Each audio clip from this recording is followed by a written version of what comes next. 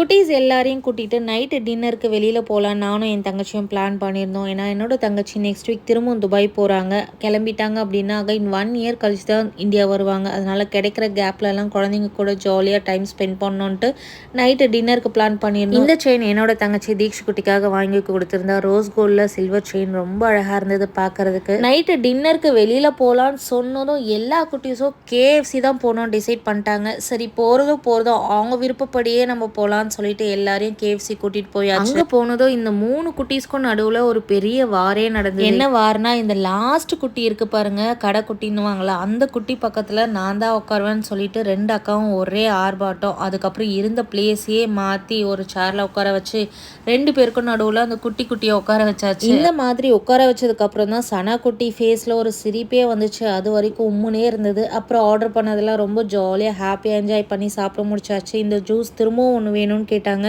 வாங்கி கொடுத்ததுக்கப்புறம் ஒரே பாட்டிலில் 3 ஸ்ட்ராவை போட்டு அக்கா தங்கச்சியெல்லாம் குடிச்சிட்டு ஹாப்பியாக வீட்டுக்கு வந்துட்டோம்.